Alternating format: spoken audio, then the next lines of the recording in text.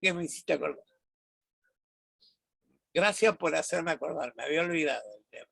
Pero es posible No, que profe. la computadora estaba media saturada y no sé si hubiese arrancado bien. Así que bueno, pero me vino bien que me hicieras acordar. Bueno, yo lo que en verdad esto es un motivador, porque por ahí, a ver, que les cuento qué es lo que yo tendría interés en esto del grupo ahora. Tenía interés en que ustedes vieran que, una cosa, ¿qué número de entrevista le parece que es esta que están viendo?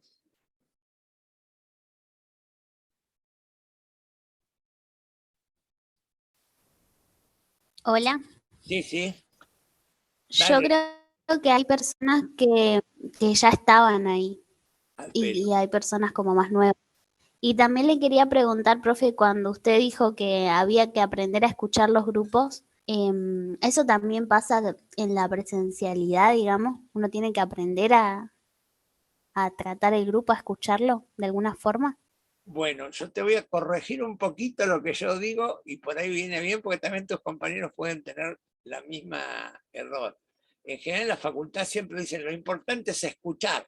O sea, se supone que el psicólogo es una oreja gigante. Y yo suelo decir que más que aprender a escuchar hay que aprender a ver, porque en los grupos es importante ver la comunicación no verbal, además de lo verbal.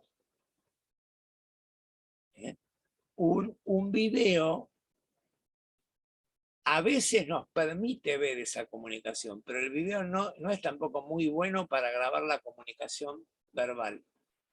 Y también les cuento una cosa más, como una diferencia. Inclusive cuando yo filmo al que está hablando, pero yo como coordinador le doy la palabra a alguien que por alguna razón me motivó a dársela con sus gestos. No sé si se entiende lo que estoy diciendo. ¿Se entiende la idea? Profe, como que usted vio Sí, profe. algún gesto o algo así en la persona que le hizo entender que quería hablar, como que quería decir algo. Bueno, ahora te voy a contestar lo que conté, pero quisiera contestar lo anterior porque es importante. ¿Qué número de entrevista es esta? Porque ustedes no vieron gente muy inhibida, ¿no? Debe estar avanzado, profe. Una sesión Es la avanzada. primera entrevista de un grupo. Uh, Y vamos más o menos por la mitad en la escena esa. ¿Qué les parece ahora? ¿Sorpresa?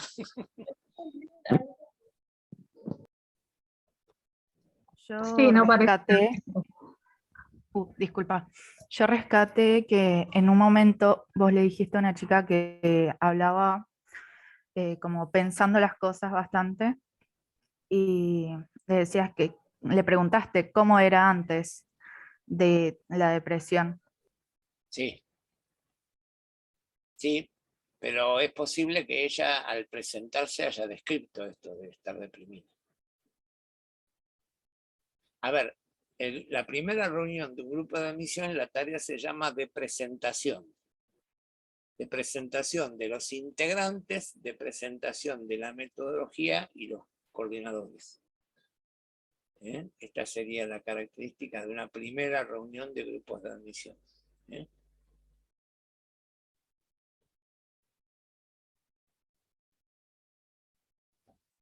Bueno, lo mismo me parece que el objetivo está en el sentido de que ustedes no vieron un grupo de gente inhibida. Por ahí una de las principales cuestiones que uno puede plantearse con un grupo es, ¿y la gente se bancará estar en grupo?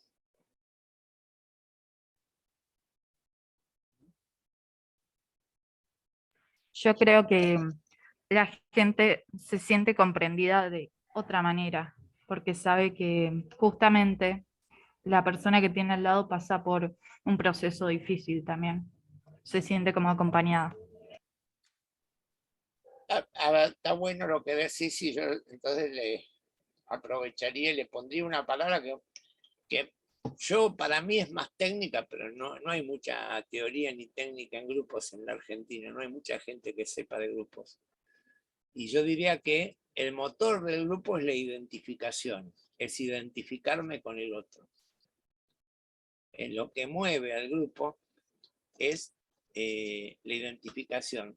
No vimos escenas para que puedan ver esto, pero de alguna manera justo se estaba haciendo una cierta cadena con la violencia, con el tema de violencia, por decirlo de alguna manera.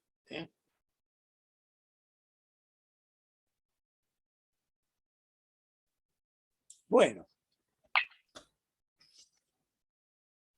Matías, vos que sos un valiente y prendiste la cámara, a ver, contá algo. Y la tengo también, no quiero que se crean que no la vi a Oriana, que la vi con la cámara prendida. Y también ahora estoy viendo otra cámara prendida. Pero bueno, lo voy a hacer hablar a Matías. Matías, y de acá arrancamos con la clase.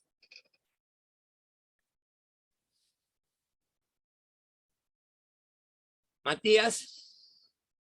Profe, creo que había dicho que no podía prender el micrófono. Ah, Matías dijo eso. Perdón entonces, Matías, que te... Yo enseguida vuelvo con ustedes.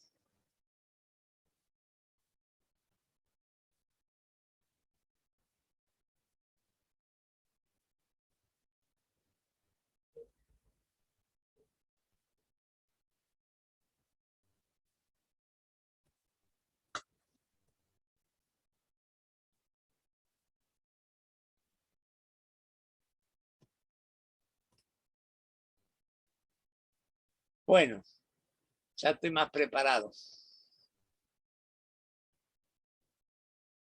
Vamos a... Profesor, Sí. sí, cuando usted dice que el motor del grupo es la identificación, es por esto de no sentirte de que sos el único o la única que le está pasando, como que te sentís con gente que pasa lo mismo, que te va a entender mejor que los otros. No sé si se refiere a eso. Sí, pero eso generalmente la identificación implica, puede tener un componente cognitivo, pero siempre es fundamentalmente un componente emocional. ¿Bien? O sea, lo que más identifica es la emoción. ¿Bien? Vamos con una cosa que esto es psicología social pura. La depresión debe ser un sentimiento que se contagia muchísimo. Y cuando ustedes sean clínicos y si se les ocurre trabajar en grupos, tienen que ser cuidadosos porque la depresión puede ser contagiosa y de golpe tienen un grupo que está todo depresivo y no sirve para nada. Así que hay que estar alerta con eso y tratar de corregir cuando hay una cuestión depresiva. Por ejemplo, a veces dándole la palabra a alguien que uno le ve justamente una tonalidad distinta. Les cuento una cuestión muy simple que yo tengo, no es que Andrea tiene un accidente cerebral, vieron que tiene la frente marcada por un accidente, y eso hace que tenga menos cerebro y controle y tenga menos represión, pueda autolimitarse menos. Andrea en una oportunidad muy suelta de cuerpo se jactaba de que ella iniciaba sexualmente a los chicos de 14 o de 13 y 14 años del barrio. Yo le hice el favor de iniciarlo sexualmente. Y entonces yo le digo, pero Andrea, eso es un delito. Y dice, no, yo les hice el favor. Y yo lo suelo dar como ejemplo, porque en verdad nadie la cuestionaba a Andrea. Si esto mismo lo contara un varón, sería un terrible abusador. Y aparentemente cuando la mujer abusa, no es un delito, es un favor que le hacen al hombre. Entonces, bueno, a veces la he mencionado a Andrea por esto. Lo mismo también les quiero decir, yo en el grupo de admisión no la curé a Andrea de los problemas que le produce este tema de sus dificultades con los límites que tiene a partir de su accidente frontal, porque justo la parte que ella tiene lastimada es el lóbulo frontal, que es el lóbulo del no, el que le dice no hagas esto. también diría que es una persona que tiene muy buen funcionamiento para lo que ha tenido, ¿no? O sea, tiene una conducta que jode, que no debe ser fácil ser el marido de ella, seguramente, pero dentro de todo es muy bueno que no haya que andar limpiándole la cola o lavándola o dándole de comer en la boca. No, se maneja bastante bien con una limitación en la cuestión de sus impulsos, del control de sus impulsos, ¿no? Y por eso la temática que los reunía en su momento era esta historia de qué pasa con mi nena, ¿no? Tengo una hija, o sea, ¿y ahora quién la cuida? No me acuerdo en qué terminó, pero ella le estaba haciendo además una denuncia a uno de los que la podría cuidar, que es el padre, de que era un abusador, al año y meses. No sé, pero pobre nena la estaba condenando a que se quedara sin padres. Ella decía, yo soy mala madre y el padre es un abusador. Y se iba a quedar sin padre, la pobre nena. Pero bueno, esto es anecdótico y para que ustedes se interesen por lo clínico, y también les cuento, les digo la verdad, me interesa que también sepan, no se puede ser psicólogo ignorando la biología. Uno no tiene que ser especialista en biología, pero tienen que tener estas cosas, por eso ustedes tienen tienen neurobiología y tienen neuropsicología, porque algunas cosas ustedes tienen que saber, no pueden esperar a que vean al médico. En todo caso, para mandar al médico tienen que saber, ¿no? Bueno, pero esto es en Andrea, un personaje muy lindo, muy simpático, muy difícil que entre en depresión, Andrea. Si entra en depresión, se mata el otro día. Por suerte, claro, por suerte no tiene bastante inconsciencia de lo que le pasa, ¿no? Por suerte.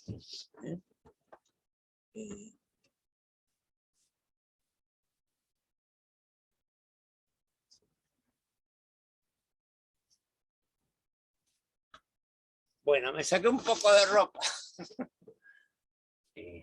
Bueno, pero sí me interesaría que por lo menos se hayan motivado, aunque ya en este grupo alguno me dijo que en una de esas se animaría, alguien ya me dijo que se animaría a hacer una terapia grupal, y también alguien me dijo que bueno, no descartaba del todo ser terapeuta grupal, pero en esta facultad es como una terapia de segunda, la terapia grupal, ¿no? En la facultad nuestra pareciera que ya las terapias cognitivas son terapias de segunda y las terapias grupales más o menos. Bueno. Oriana, que te veo la cara, estás muy pensativa. Me preocupa que te quedes ahí congelada en esa duda, porque esa es una duda. No, profe, lo estaba escuchando atentamente. ¿No dudabas de nada? No, estaba pensando que quizás sí yo haría terapia también grupal. Solo Sí. eso. ¿Te harías terapia grupal? Bueno, les cuento que yo en su momento había invitado, les quiero contar que yo cuando terminamos, yo no puedo hacer cosas con ustedes siendo mis alumnos, pero con muchos alumnos, cuando terminamos, seguimos trabajando en un grupo que yo llamo de Borrando Papá, en el cual tratábamos de hacer prácticas, por ejemplo, hacer grupos terapéuticos virtuales, y los invitaba a observarlos. 3 o 4 reuniones observaba cada persona que tenía interés. Y yo en verdad en su momento acordé con una de ellas que se llama Erika Correa, para que pudiera estar y que les pudiera contar algo, pero fue muy difícil combinarlo. Yo estaba muy estresado con que me salieran mal las cosas con el programa. Y bueno, por ejemplo, ni por casualidad la podía buscar mucho a Erika si llegaba a entrar, ni me daba cuenta que entraba. No sé si entró o no, no lo pude hacer, no fui consciente si entró en las reuniones pasadas. Bueno, pero me hubiese gustado poder que ustedes tuvieran, además, que le contaran qué experiencias sintieron, y si quieren, si lo pautamos, para que, ya invitarla para que esté ella o alguna persona. Me encantaría invitar a alguien que haya estado en un grupo también para contarle, pero eso sí tiene que ser una persona relativamente desinhibida para invitarla, ¿no? Conozco una persona que me aceptaría, no sé lo que contaría, pero bueno, lo podemos ver como un segundo motivador sobre el tema de grupos. A mí me gusta mucho trabajar en grupos, aunque también reconozco que es muy difícil trabajar en grupos en un consultorio privado. ¿Eh? El grupo es una instancia muy buena para laburar en una institución. Y la institución tiene que tener un cartelito que diga acá se hace terapia de grupos. Porque si no es complicado trabajar en grupos. Bueno, y... Profe, ¿sí? disculpe. ¿Le puedo hacer una consulta? Más que nada, voy a leerle una pregunta que me llamó la atención que hizo Matías Prior, que es el que no puede hablar justamente. Ah, que no, Que usted, sí, ¿cómo? que no tiene audio. Claro, usted había dicho que la depresión es contagiosa y él había preguntado que si era contagiosa debido a la empatía. No ¿Por qué es tengo, contagiosa la depresión? no tengo en claro por qué es contagioso. Esto es una especie de observación clínica. No te podría decir, no sé si hay, a ver, si los primeros grupos los observábamos con una, a veces los observábamos, Pichon Rivière, por ejemplo, servía mucho la teoría de Melanie Klein, y Melanie Klein dice que los grupos tienen dos grandes ansiedades, una ansiedad paranoide y una ansiedad depresiva. Y bueno, pero cuando hay alguien marcadamente depresivo, es como que contagia al grupo con esa depresión.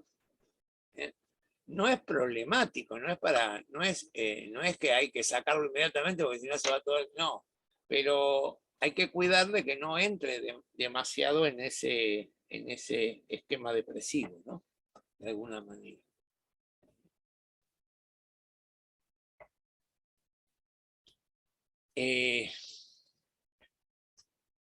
Perdón, ahora sí puedo prender el micrófono. No sé si se me escucha mucho. Se te escucha bien, ¿Me perfectamente. escucha bien? Sí. Porque justamente hay música de fondo y antes estaba más fuerte, por eso no podía prender el micrófono, pero eso de la depresión vendría siendo como una espiral, ¿no? Yo lo pienso como una espiral, como si de repente mientras más se está en ese estado, más crece. ¿Es así? Bueno, ustedes quieren que yo dé clase de psicopatología, pero vamos a hacerla corta y vamos a contestarla. Les cuento también que me siento en falta, porque la semana pasada pedí que 4 personas se identificaran habiendo padecido un trastorno de ansiedad y después me olvidé de ocuparme de ellas. Y yo, si alguien tiene un tema que yo lo estimulo a que lo pueda compartir, después me tengo que ocupar, no lo puedo dejar en el aire. Así que cualquiera de ustedes que tenga conocimiento de estas personas, una de ellas se comunicó conmigo para preguntarme el nombre del libro del psiquiatra que di de ejemplo, y ya la tengo por lo menos localizada, pero había 3 personas más que ni me acuerdo cómo se llamaban. Bueno, pero ahora voy a tu pregunta concretamente. Sobre la depresión tenemos muchos mitos, pero por ejemplo, podemos decir, la depresión nunca es un estado constante. La depresión es un momento. Cualquiera de ustedes puede pasar un momento depresivo. ¿Tá? Aunque por ahí hay veces que podría haber una cierta personalidad con tendencia a la depresión, pero inclusive hasta la personalidad con tendencia no quiere decir que esté siempre depresivo. ¿Tá? Hay personas que se quejan del síntoma de la depresión que podría ser un poco distinto, ¿no? Pero bueno, de cualquier manera también los estimulo de otra perspectiva. Uno de los temas más abandonados por los psicólogos es la depresión. Los psicólogos les dejan a los psiquiatras la depresión para que le den una pastillita. Muy pocas veces deciden hacer un tratamiento con un depresivo, que es tratable también. Y se supone que en estadísticas las psicoterapias antidepresivas dan casi los mismos resultados que los medicamentos antidepresivos. Todo sí tendría que ver con la gravedad, porque si alguien tiene una depresión melancólica, hay que hacer todo lo posible para salvarlo, ¿no? Pero en una depresión se puede hacer tanto con psicoterapia como con medicación. Y los psicólogos abandonamos ese tema, se lo dejamos a los psiquiatras. Nadie aprende a tratar un depresivo. ¿Pero por qué nadie aprende? Porque resulta de que uno de las escuelas líderes en el tratamiento de la depresión, que es la cognitiva, con Beck. Beck era un psicoanalista que se puso a investigar la depresión. Y después de investigarla dijo, no hay nadie que se beneficie, no hay ninguna persona depresiva que se beneficie con el psicoanálisis. Y empezó a partir de eso a probar otras teorías y otras posibilidades, y ahí surge el enfoque cognitivo-conductual. ¿Y por qué? Porque cuando uno, si el psicoanálisis tiene como metodología la posibilidad de rever la historia, de que te ensimismes y encadenes ideas, alguien que está depresivo, lo único que se acuerda es lo que es triste. No se acuerda de los momentos buenos de su vida. ¿Se entiende lo que digo yo? ¿Alguno de ustedes tiene una tendencia a recordar lo malo? A ver, la estoy mirando a Camila Rivera. Camila, es al azar, no te vi Sí, ningún profe, gesto. yo sí. No te vi ningún gesto, por la duda, claro. Pero cuando recordás cosas de tu pasado, ¿qué te acordás?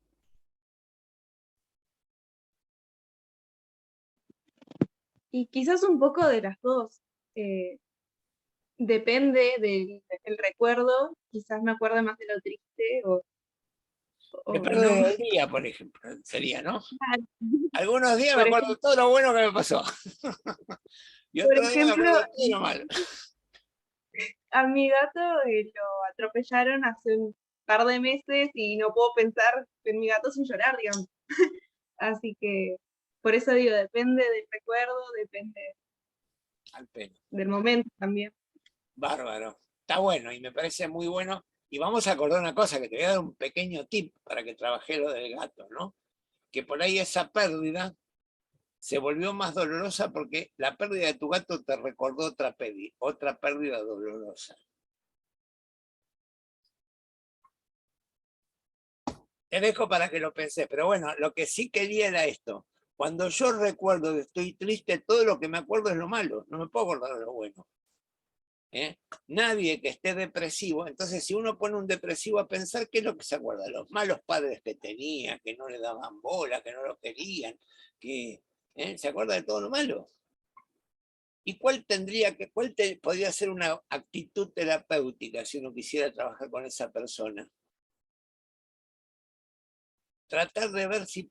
A ver, les cuento una cosa. Yo tenía un paciente que era un bipolar. Uno de los primeros bipolares que era realmente un libro. Que ahora me lo acordé porque este paciente mío era médico en termas. Falleció mi paciente ya hace mucho tiempo. Era grande, falleció a los 70 años, o sea que tuvo su vida. Y me acordé mucho en termas de él porque él era uno de los que más difundió la terapia termal, ¿no? Y esta persona, cuando estaba depresivo, yo lo invité una vez, lo invité al patio de mi casa. ¿Para qué? Para estar al sol con él. Él no tenía patio en su casa, ¿eh? No es que lo quería traer a mi casa. Y estuvimos un rato, y yo, ¿qué hacía? Le hacía preguntas que me tuviera que contestar que sí. Por ejemplo, le decía, Julio, ¿vos tenés 70 años? Y entonces me decía, sí, tengo 70. Vos naciste en Santiago del Estero, ¿no? Sí. Le hacía preguntas obvias que yo me acordara que tenía que contestarme que sí. Porque lo que tiene vedado a alguien que está depresivo es el sí. Le sale el no siempre. Entonces, con solo cambiarle verbalmente la palabra sí por el no, uno hace algo. No seguramente de ese estado que yo estoy describiendo, no se crea que yo quería que solamente había que hacer terapia. Pero también estaba medicado, porque estaba medicado constantemente, ¿no? Pero bueno, les quiero contar estos estados extremos que a veces hay en términos clínicos, ¿no? Para que lo puedan entender. Matías, no sé si te puedo contestar muy bien y eficientemente una pregunta que me hiciste que es muy clínica. Trato de contarte dentro del contexto de la materia lo mejor que puedo. No, sí, está bien. Yo más que nada lo preguntaba pensando en el grupo, cuando una persona que está en estado depresivo en un grupo empieza a contagiar, en ese sentido lo pensaba en espiral, en el hecho de que de repente todo el ambiente se empieza a tornar así, que no solamente tiene que ser, no tiene por qué ser un grupo terapéutico. Yo he estado en conversaciones con amigos que una persona que está mal y de repente todo el ambiente baja 3, 4, 5 decibeles y de repente todos estamos más o menos así pachuchos. Bueno, acá te va a venir bien algunos conceptos que vamos a aprender de pichón, porque sí, los primeros que vas a... Por ahí no es fácil ver la depresión en un depresivo, pero va a haber un portavoz que va a ser alguien cercano. El que está más cerca va a mostrar un aspecto depresivo que vos no viste tan habitualmente y va a decir, che, ¿qué le está pasando a este? Y después del otro lado el otro también dice algo. De ahí ya tenés una hipótesis. Y lo ideal con un depresivo es hacerlo hablar. Pero vuelvo a insistir, pero si es un grupo en el cual la palabra hay que hacerla circular, yo trataría que de él circule después a alguien que no esté depresivo, que lo vea un poco mejor en el ánimo.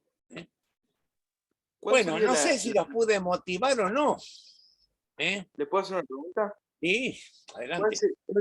¿Cuál sería la función específica del grupo terapéutico? Jaja, qué preguntas que me hacen. Son preguntas muy clínicas, pero vamos a acordar una cosa. En un momento dado vamos a tener que hablar de grupos. Vamos a acordar una cosa. Hay un grupo que sería lo más parecido a la modalidad del grupo de ayuda mutua, en el cual lo importante es desarrollar herramientas para tratar un problema que tenemos en común. ¿Se entiende esto que estoy diciendo? Si yo por ejemplo, ayudé a generar el grupo de bipolares. Por eso es que lo conocía Julio y conocía bastantes pacientes bipolares. ¿Alguno tiene alguna experiencia de haber tratado a alguien bipolar? Tratado como vecino, como amigo, como compañero de colegio, lo que sea, o de facultad. Yo sí conozco gente que es bipolar. Al pelo, al pelo. Bueno, contale mínimamente a tus compañeros que es un bipolar. ¿Lo saben? Y sí, digamos que alguien que tiende, depende, puede ser de tipo 1, de tipo 2. No es que hay un solo tipo de bipolaridad, pero digamos que tiende de dos estados de ánimos, uno muy depresivo y otro eufórico. Bueno, está bastante bien, pero lo mismo si bien lo que hace un paciente bipolar es tener la alteración del ánimo, tener esos dos polos, tener una parte depresiva y una parte exaltada hasta maníaca.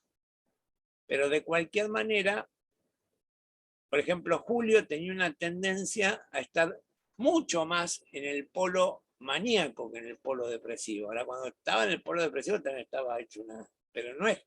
Él estaba una vez cada 4 años depresivo. Y sí corría el riesgo de estar medio para arriba y hacer muchas macanas, porque perdía el laburo, hacía muchos macanas, ¿no? Entonces, bueno, de cualquier manera por este conocimiento que vos tenés tipo 1 o 2, quiere decir que la persona con es una persona que te preocupa, que estás comprometido afectivamente, y está bueno que lo hayas tratado de investigar, ¿no? Pero bueno, los bipolares, a mí me pasó que yo colaboré trayendo un señor que se llama Lago Marcino, que ya falleció también Lago Marcino, porque yo soy viejo y conocía a muchos viejos que algunos ya se murieron, ¿no? Pero era uno de los tipos que creó FUBIPA a nivel nacional. Y lo que yo hice fue generar una sede en Neuquén. Y hoy en día esa sede a veces sigue existiendo, y la que más colabora en estos momentos es la doctora Studman, que ustedes la tienen en neurofisiología, creo, ¿no? Ella sigue siendo una colaboradora, cada vez que la necesitan, colabora, Graciela. Y bueno, pero el grupo de bipolares, a mí ¿qué me parece que fue bueno? Yo ya les dije algo la semana pasada, les dije que el bipolar es generalmente una persona muy inteligente, y resulta que le cuesta hacerle caso a los médicos, porque él la tiene mucho más clara que el médico, seguramente. Entonces, esto se rompe con el compañero, porque el compañero tiene la misma experiencia que él, no es, porque el médico nunca le cree, el médico solo le quiere quitar libertades al bipolar, ¿viste? Él está bárbaro, está por la nube. Tener una bipolaridad y maníaco es como consumir cocaína, más o menos. Imagina que está de 10 el tipo, ¿no? Y uno lo quiere bajar de un ondazo. ¿Qué es esto? ¿Me quiere sacar la alegría? Tenía un paciente que decía, me quiere sacar el síndrome de Navidad, porque yo cuando estoy para arriba, excitado, exaltado, es como que estuviera viviendo en Navidad, todo me resulta bárbaro. Y bueno, en este contexto, un bipolar le termina creyendo más al compañero que al médico. Y también acordemos que cuando empezamos con este grupo en Neuquén, los médicos eran muy agrandados. Entonces si un paciente decía, ¿por qué me da esta medicación, doctor? Mire, usted o la toma porque yo se la digo, o se busca otro médico. Yo no voy a andar explicando lo que le pasa. Porque el derecho del paciente estaba bastante postergado en esos tiempos, ¿no?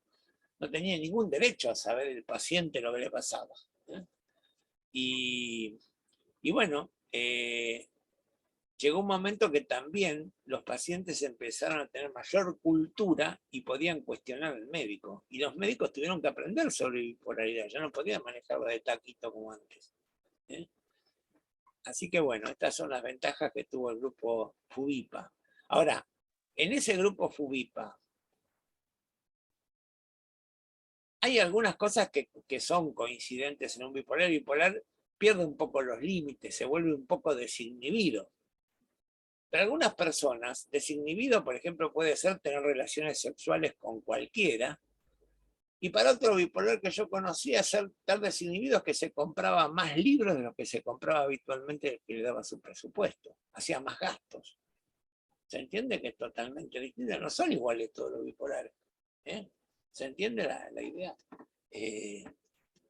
Para algunas personas había una desinhibición sexual que ponía totalmente en crisis los matrimonios. Imagínense, para el marido enterarse que la mujer había salido por todos lados. O al revés.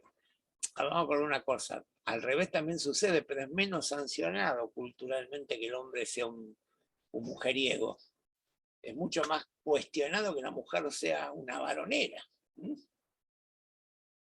En el caso de los bipolares, todos tendrían un objetivo en común, que es transitar la bipolaridad, digamos, en el grupo. Claro. Y por ejemplo, lo que yo quería decir, que alguno puede decir, y yo lo que pasa es que a los 3 años mi papá hizo tal cosa y tengo tal trauma. ¿Es un lugar apto para trabajar ese grupo, ese tema? No. El coordinador nunca va a estimular ese tema. Y uno le va a decir, mira, tenés que buscar otro lugar donde tratar este problema que estás teniendo. O privado, o un grupo distinto, porque el grupo terapéutico sí puede tratar un tema como este. Puede tratar temas más profundos, y tratamos de trabajar lo que es subjetivo e individual en otros grupos. Pero en los grupos de ayuda mutua son grupos homogéneos, están constituidos, los grupos homogéneos son grupos que la gente puede llegar sola, porque tiene una descripción fácil. Por ejemplo, alguien le tiene que haber puesto el diagnóstico de bipolar. Colaboré con el grupo ALAS, no hace falta ni siquiera que haya alguien que le haya puesto el diagnóstico de trastorno de ansiedad. Vos decías, si tenés miedos inadecuados que no te dejan vivir, anda al grupo ALAS, porque es un síntoma fácilmente identificable. O una adicción. ¿Está? Bueno, no se crean, yo lo que no pude comprobar y no pude organizar ninguno esto de que hay gente adicta al sexo. Yo no creo que haya adicto al sexo. ¿Ustedes han encontrado gente adicta al sexo? Qué bacán que no, pero una cosa, estoy haciendo una ironía de a veces las series yanquis. Las series yanquis generan los asesinos en serie y estas adicciones al sexo y una serie de cosas que no son, no tienen tanto que ver con nuestra cultura. Uno podría pensar que Andrea era una adicta al sexo. Yo no creo que sea una adicta al sexo, más bien era una persona que tenía muchas dificultades en ponerse límites. ¿Ah? Bueno. Como un sexópata, dice usted, profe. Existen los sexópatas. Por eso, claro. Para un Sí, a eso poquitito. se ¿Por refiere. qué un sexópata? Porque si no me equivoco, capaz me estoy equivocando, pero creo que el sexópata es el adicto al sexo, si es que no me equivoco. Elegiste una palabra que es un poco una construcción, porque sexo y pata, que viene a ser patología, es juntar dos palabras, pero no hay una definición para sexópata. Pero vamos con una cosa. Yo te cargaba ¿No y sería ninfomanía, profe? pero eso sería femenino. Y ella le echa la culpa a los hombres. Ella dice, los que son sexópatas son los varones. Claro, claro. Ahí entendí. Bueno, pero lo importante es que podemos revisar los prejuicios. Es normal que... Profe. Sí, Lupe, dale. No, perdón que le corté, pero creo que, por ejemplo, la compañera que dijo es un sexópata, está más relacionado que casi todo lo aprendimos hablando en términos de varón. O sea, nosotros decimos todos y eso. Capaz que no era tanto una acusación hacia el hombre, sino nada más como una forma de comunicarse. No, está bien, pero yo les trato también de que ustedes, acuérdense que lo que pretende esta materia en forma última es una crítica a la vida cotidiana. Y en estos momentos la cultura, hay una cultura que tiene una tendencia más grande a culpabilizar al hombre.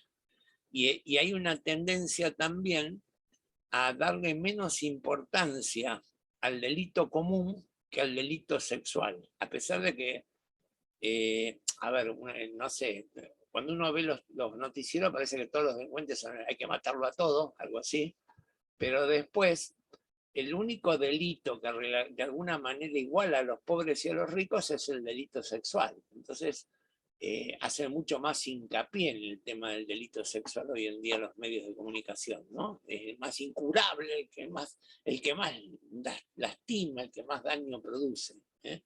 Y yo vuelvo a insistir, a ver, insisto en dos cosas. Es cierto, vamos con una cosa también que es cierto, que en términos de trauma es más traumático. Es más fácil que haya un trauma generado por un hombre con una mujer, porque la cultura dice, la cultura que dice, una mujer que fue abusada es una dañada, quedó mal para siempre. Entonces hay un mandato ahí que va a quedar. ¿Cómo arreglamos esto de alguna manera, ¿no? Ahora, y vuelvo a insistir, Andrea estaba convencida que yo le hice un favor a los chicos iniciándolos sexualmente. Pero ustedes, ¿alguno de ustedes ha charlado alguna vez con algún varón abusado por una mujer? Aunque no parezca traumático. La que está pensando mucho acá es Janina. No sé qué está pensando Janina. No, justamente estaba pensando eso, que para mí es, no sé si decir más traumático, porque son traumas en los dos casos, ¿no? Pero es como que justamente por esto de la sociedad y el hombre y la culpa al hombre y todo, es como doblemente traumático, porque encima que sos abusado como por una mujer, y si lo contás o lo decís, quedás como, ¿cómo te va a abusar una mujer? Es como que menos hombre, no sé si se me entiende. En eso estaba pensando. Que no sé si es un doble trauma, pero sí como que pesa. No quiero usar mal las palabras, porque es un trauma en los dos casos, es un abuso en los dos casos. Pero como que tiene otra connotación el ser abusado, el hombre abusado. Bueno, perfecto. Lo que vos decís yo lo voy a graficar con lo siguiente.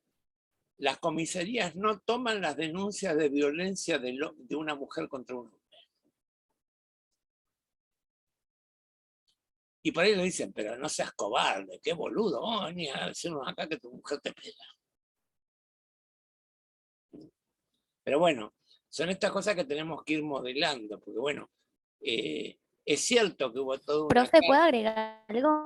Sí, adelante, adelante. No, con respecto a si conocíamos a algún hombre abusado o eso, me quedé pensando y no se me vino a la cabeza nadie. Pero creo que tiene que ver también con una cuestión de que el hombre para mí no se reconoce a sí mismo como abusado muchas veces, porque ponele esto que contó, se me fue el nombre de la mujer esta que tenía, Andrea. que abusaba como de chicos, Andrea. Se naturalizó mucho como en la cultura que eso estaba bien y que los hombres tenían que hacerlo, como que entre ellos, entonces capaz que fueron abusados un montón de hombres, pero hasta el día de hoy no lo... El abuso más comentado de los hombres es cuando el papá le quería hacer el favor al chico y lo mandaba a pagarle una prostituta, que también era una forma de abuso, ¿no? Pero era más fácil de ser reconocida esa forma que el hecho que una vecina lo iniciara sexualmente, ¿no? Pero bueno, nos estamos yendo, no nos está ganando la depresión, pero nos está ganando la perversión. Vamos a tener que parar. ¿Puedo hacer una pregunta? ¿Qué consecuencias tiene que un grupo sea muy grande? ¿Se dividen en subgrupos, podríamos decir? ¿Hay menos comunicación? Bueno, nos metió en el tema este chico de los grupos, pero ¿por qué? Porque vamos a acordar una cosa. La palabra grupo la vamos a usar en un sentido amplio y en un sentido restringido. Amplio porque todo conjunto humano le podemos llamar grupo de forma amplia. Yo voy a decir el grupo humano de la Universidad del Comahue, y no estaría mal que dijera eso en un comentario periodístico, pero ¿existe el grupo humano de la Universidad del Comahue? ¿Alguna vez ese grupo está junto y actúa todos juntos? No, pero es una alusión, se habla como un sinónimo de conjunto humano. Pero cuando ustedes piensan un grupo, que es la pregunta que me parece que apeló el compañero, y ustedes piensan un grupo interno, tratan de fijarse adentro de ustedes algún grupo de su vida, ese grupo nunca tiene más de 15 o 16 personas. ¿Cuál podría ser el grupo humano internalizado que sea más grande? El del secundario, que sí puede llegar a tener hasta 30. Pero siendo un grupo de una convivencia muy marcada, de muchas horas, es muy lógico que uno internalice un grupo más grande. De cualquier manera, cuando ustedes cierran los ojos y piensan en sus compañeros del secundario, no piensan los 30 por igual. Le aparecen 15 o 16 primero y los demás los tienen que buscar. En la representación interna que ustedes tienen de sus compañeros, hay algunos que les cuesta más recordarlos que a otros. Y cuando pasa el tiempo, más todavía. Hay algunos que no me digas ni que de el la tiempo cara. pasa. ¿Es cierto eso, Janina, que pasa el tiempo? ¿A mí me lo contás eso? No, bueno. Les cuento que se imaginan que yo tengo 70 años y hace unos 5 o 6 me encontraron un grupo, los compañeros del secundario, y yo siempre me considero un tipo muy memorioso, y de golpe me encuentro que hay personas que no me las acordaba, no me las acordaba. Inclusive, lamentablemente, uno de los que no me acordaba es una excelente persona. ¿No? Hoy en día me parece que es mucho mejor que los que yo recordaba. Ahí está. Así que bueno, sí, Janina, pasa el tiempo. Y yo era memorioso, era bastante de buena memoria. Pero bueno, lo mismo lo que les cuento, que este concepto que yo le estoy tirando, esta cuestión de representármelos, de tener una representación interna de él, es lo que hace un grupo. ¿Sí? Yo estoy jugando con las palabras, estoy como que avancemos en el conocimiento, pero de una perspectiva light, ¿no? Porque les cuento una cosa, si ustedes están en una cola de colectivo, es un conjunto humano. ¿Y ustedes cuántas personas se acuerdan de la cola del colectivo que tomaron ayer?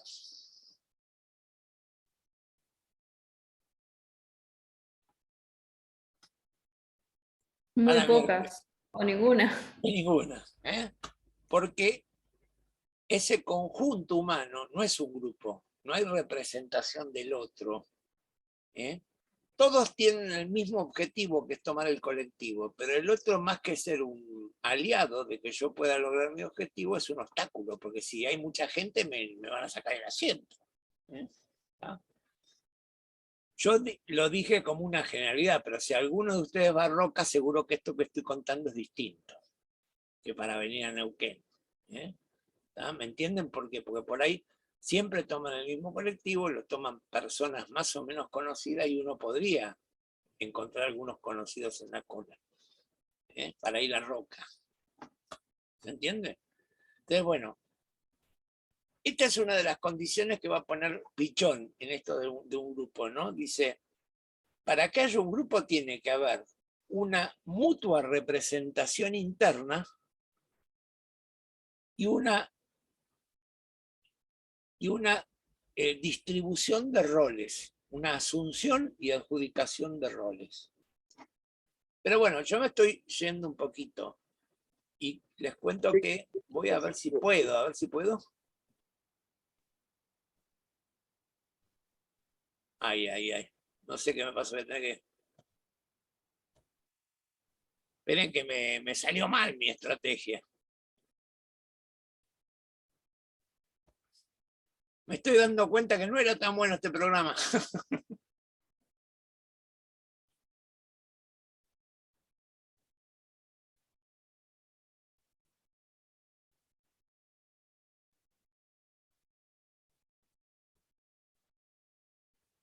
No sé por qué no puedo...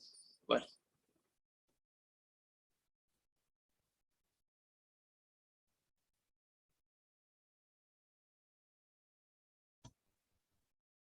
Ahí pude. A ver si ahora puedo abrir la filmina, que no la puedo abrir. Acá tengo la filmina.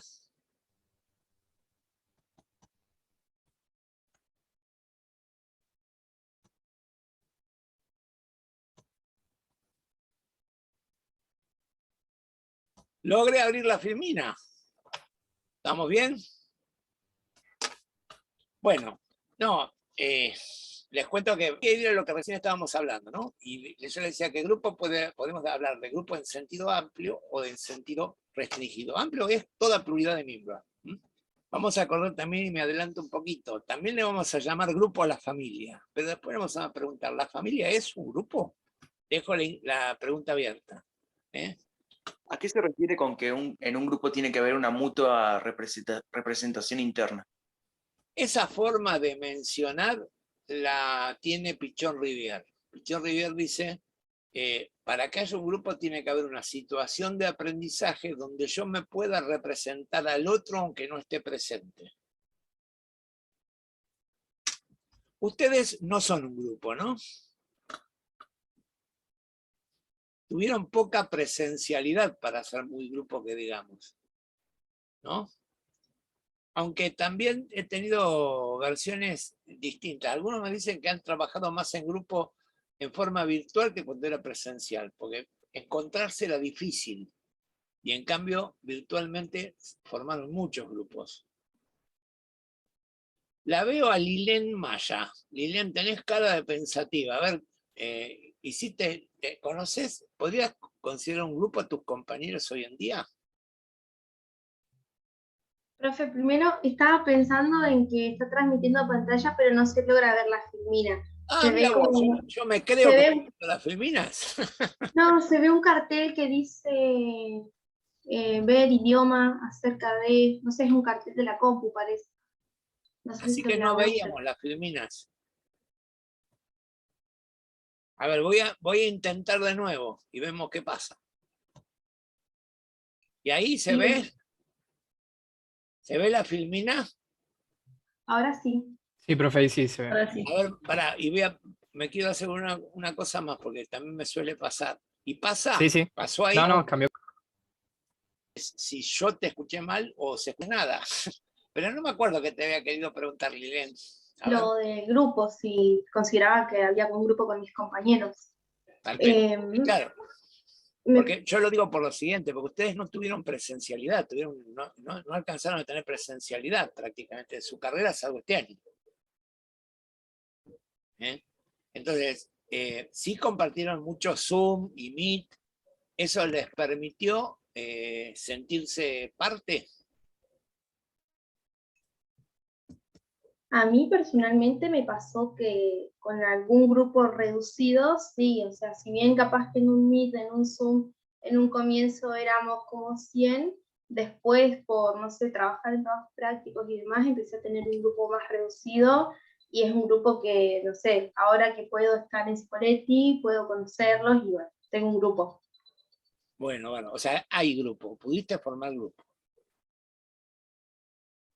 Está bueno, está bueno. Bueno, pero yo estaba tratando de ayornar, porque no nos podemos olvidar que pasamos un momento muy particular en cuanto a los grupos, ¿no? Si algo tuvo la pandemia es que restringió los grupos, el peligro eran los grupos. ¿Está? Es por eso que lo quería preguntar. Pero bueno, les cuento una cosa. Alguien me preguntó por qué esto de la mutua representación interna. Y yo le quería contar a esa persona que cuando yo rendí para ser profesor de esta materia, hace más de 30 años que yo soy uno de los pocos, creo que somos 6 o 7 profesores regulares por concurso, porque todos los demás han sido compulsas, no concursos. Y me tocó que tuve un jurado externo, vinieron de Buenos Aires a evaluarnos. Y resultó que en ese concurso, el tema que salió sorteado para hablar fue George Siemens, este señor que está mencionado acá.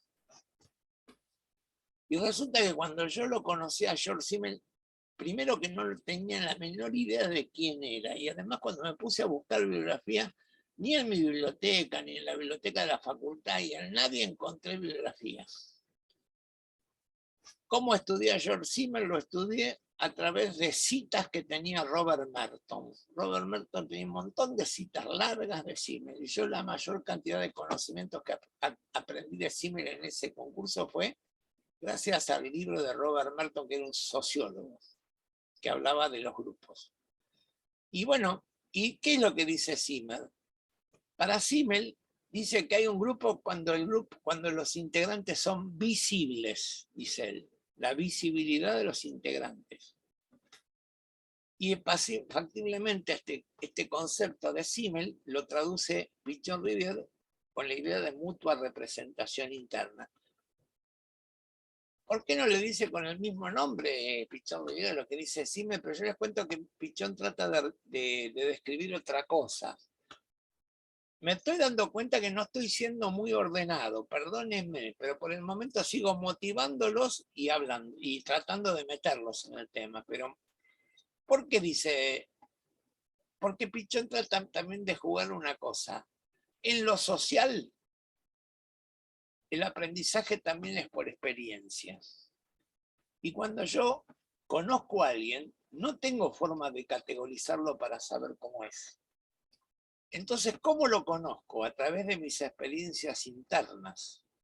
Entonces, yo lo veo y digo, este tipo debe ser bueno porque tiene la sonrisa de mi tía. O digo, no, este debe ser medio jodido porque tiene los ojos medio chiquititos como el vecino ese medio delgadino que tenía que me robó la bicicleta. ¿Eh? Lo traduzco a través de otras experiencias. Lo vuelvo visible con una representación interna. Pero esa representación que yo me hago no necesariamente es válida, la tengo que ir adecuando. Yo tengo que ir adecuando. Esa mutua representación interna es un proceso en el cual yo lo conozco al otro y me cae bien o mal. Y después tengo que ir afinando por qué me cae bien y por qué me cae mal. ¿Se entiende esto que digo? ¿Quedó Profe, claro? una pregunta. Sí, dale. Eso lo que usted acaba de decir va relacionado a una visión propia y personal. Y algo, es una pregunta, No ¿no? es decisión. Algo relacionado, ¿cómo? No es una decisión, te sale así. No, decisión no, sino una propia percepción, digamos. Claro, exactamente. ¿Y algo cultural sería con los prejuicios? Algo hablando de una culturalidad, por ejemplo, los prejuicios también puede ser como falsas. Te corrijo una cosa. A ver. El prejuicio, yo ya lo dije, pero lo voy a volver a decir para que quede un poquito más claro. El prejuicio es un concepto grupal. Los prejuicios tuyos no son tuyos, son de tu grupo. Bien. ¿Se entiende lo que te digo? Sí, sí. El prejuicio es algo que se desarrolla en forma grupal. No es social totalmente ni individual totalmente. Una experiencia traumática facilita que yo me vuelque un prejuicio, ¿no? Seguramente que alguien que tuvo una experiencia supuestamente de abuso tiene mucho más miedos a meterse en situaciones peligrosas de abuso. ¿No? Claro. ¿Eh? Gracias, profe. No, Profe. mientras no peleemos, porque me parece que estamos como profundos, a pesar de que estamos me parece que todas estas cosas le van a servir para la psicología social, pero también le van a servir para la clínica el día de mañana. Uno no puede ser un buen clínico si no tiene muchas cosas de psicología social en la cabeza. ¿Está? Profe, disculpe, como que no lo terminé de seguir con el sentido restringido. ¿Lo puede volver a explicar? Sí, yo inclusive ¿sabes lo que voy a hacer? Me voy a volver hacia las primeras, porque me parece que todo lo que estaba en las primeras me parece que son útiles, ¿no? Porque la idea sería esto, que podemos hablar del grupo como pluralidad de personas. Lo que está abajo es una muchedumbre. El otro día terminamos hablando de muchedumbre o no. Creo que no. No hablamos de muchedumbre. ¿Qué les parece? ¿Una muchedumbre es un grupo? Para mí no. En términos amplios sí, pero no es el grupo que vos pensás cuando pensás en tu cabeza adentro. Cuando pensás un grupo, pensás una cantidad de gente que podás reconocer uno por uno. Y en una muchedumbre nunca reconocerías a todos. ¿Y el de arriba es un grupo?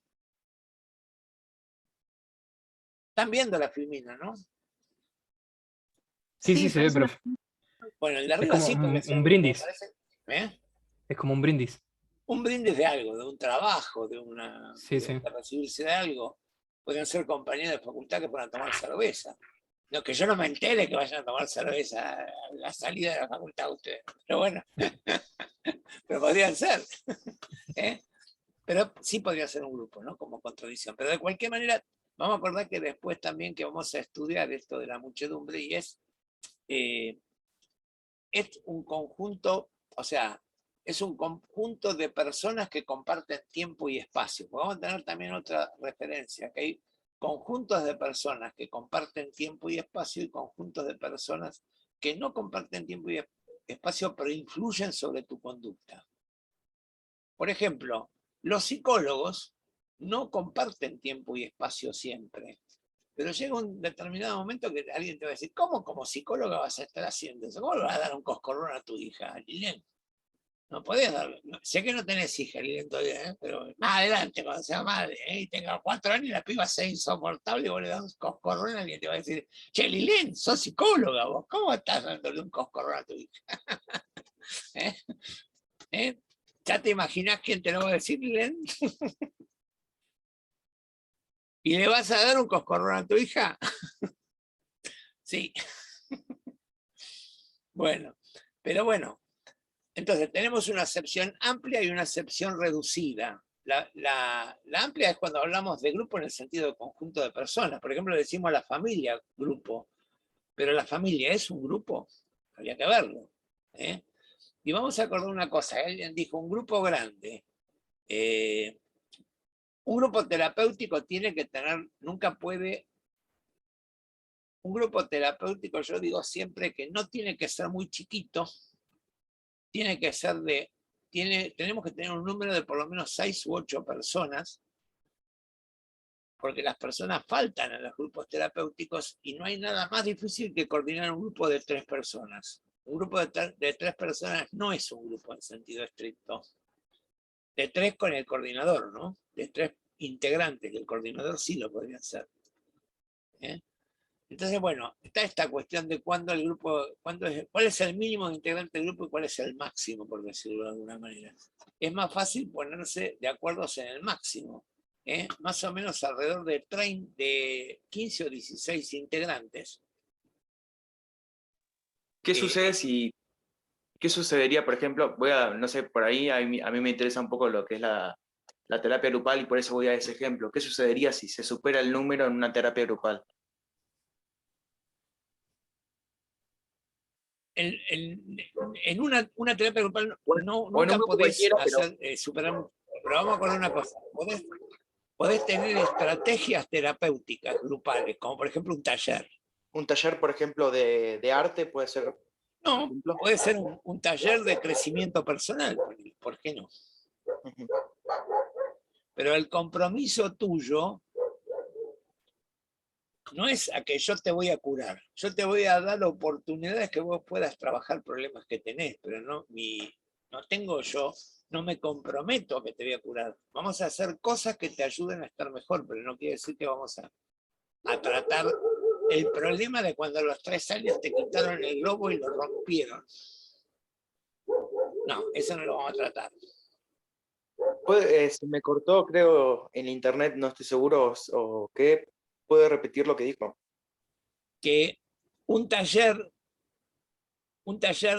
puede ser un taller terapéutico, pero no es un grupo terapéutico. En el grupo terapéutico tiene que haber intercambio, tiene que ser un círculo en el cual vos te veas con todos los miembros.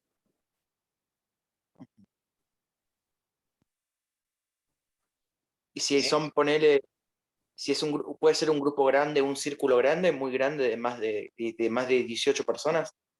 Yo no lo recomendaría. Yo nunca inicié un grupo con más de 15 miembros, 16.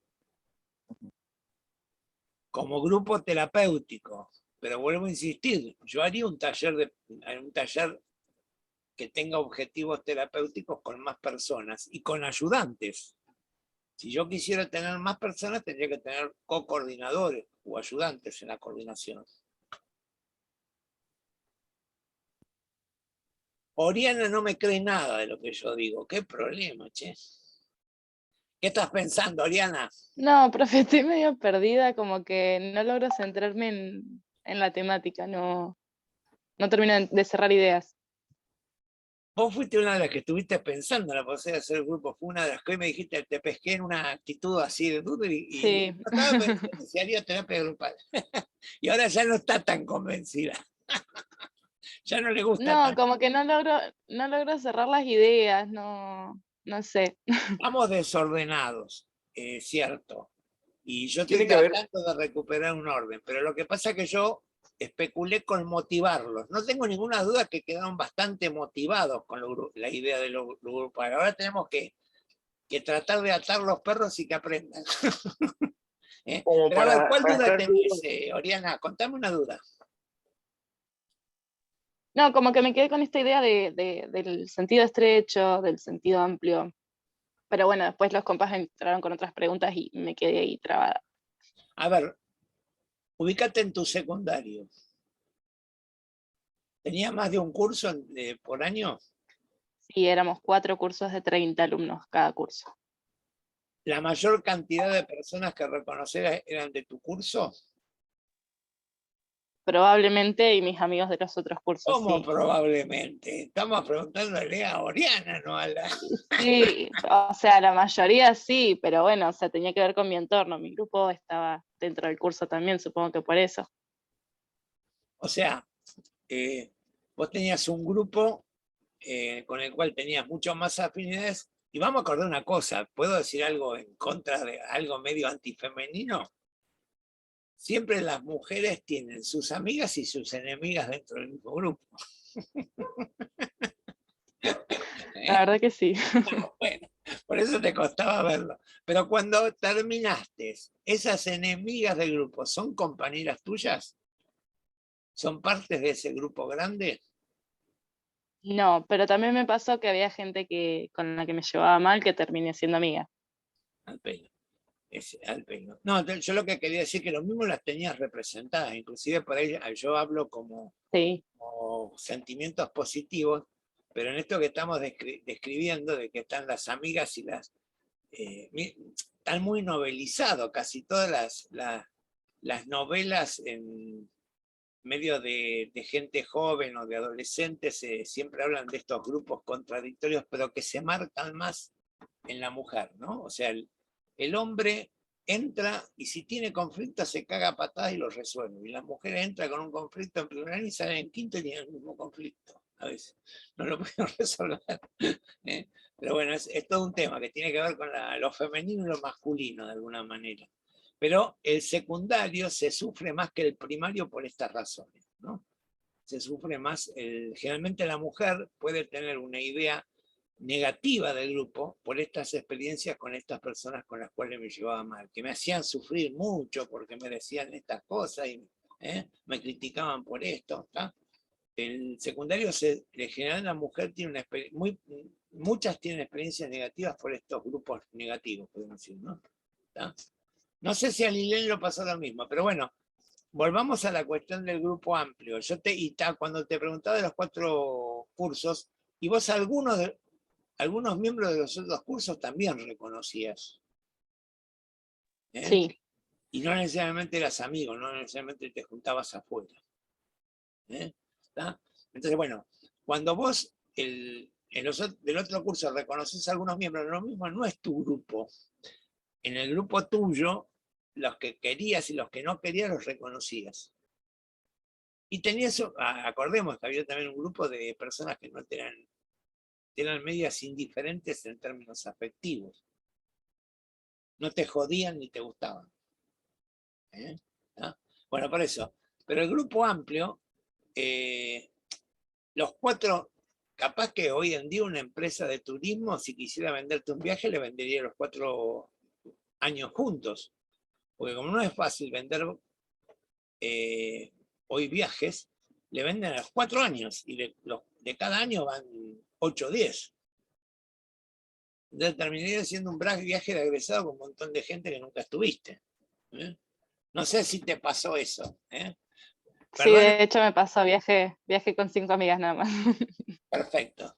Porque bueno, también trabajo en la Facultad de Turismo, así que este tema es comentado. ¿Está? Bueno, pero ahora te queda un poco más clara del concepto amplio y restringido. Por ejemplo, yo les digo, ¿la familia es un grupo para vos, Oriana? Sí, entiendo que sí. Porque es un conjunto humano. Claro, y me relaciono con ellos de forma activa también. Tu familia. Sí, por lo menos mi mamá, mi papá y mi hermano. Bueno, pero te voy a contar una cosa. Hay un autor que se llama Ulloa. Tengo un perro que me está haciendo boicot acá en la puerta. Ulloa diría, no es una familia de grupo. Porque vos no elegiste a los miembros de la familia, no los elegiste, te cayeron. Los únicos 2 de la familia que se eligieron fueron tus padres y todos los demás cayeron. Y además, los roles no los podés inventar, están asignados. ¿Vos podés hacer de madre ahora últimamente? No. No, no. ¿Ah? Los roles están asignados. En los grupos, los roles es un grupo de jerarquías homogéneas y que los roles se construyen por el mismo funcionamiento. Pero vuelvo a insistir, no está ordenado, pero yo aprovecho para decirte cosas que después van a ser dudas que podés tener cuando leas todos los textos. ¿Se entiende lo que digo? No está ordenado el tema, pero estoy tratando de que apuntar a que lo puedan ir viendo y adelantarse a cuando lean.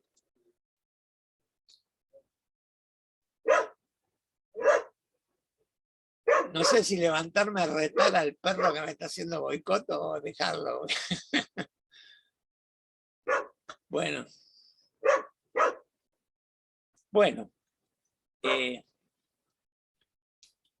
Si nosotros le preguntáramos a un norteamericano, que es un grupo, el norteamericano diría, es un grupo de relaciones íntimas que tienen objetivos comunes. Es una definición que no está mal, pero no es la que vamos a usar nosotros. Nosotros usamos más a Pichon-Rivière para definir. ¿Y cuál es la diferencia entre Pichon-Rivière y esta definición de relaciones íntimas? Vos con tus amigas no pasaba nada en lo íntimo, ¿no, Oriana? ¿O sí también pasaba en lo íntimo? No. Bueno, pero bueno, quedaría dudoso eso de relaciones íntimas, pero no, tiene que ver con un problema de traducción, ¿no? Y no es que son mal pensados los norteamericanos. Pero bueno, entonces sí plantea esta cuestión de la mutua representación interna, ¿no? Y la otra historia y tienen los mismos objetivos, Pichon también va a decir, cuando yo empiezo con un grupo me pongo un objetivo, pero en el camino hacia ese objetivo, o sea, en el desarrollo de la tarea, no va a ser exactamente igual a lo que voy a llegar. Cuando yo empiezo a caminar en un grupo, los objetivos se modifican un poco. Y por eso él habla que lo que relaciona al grupo es la mutua representación interna y las tareas. Él habla que la tarea es lo que reúne al grupo, no el objetivo.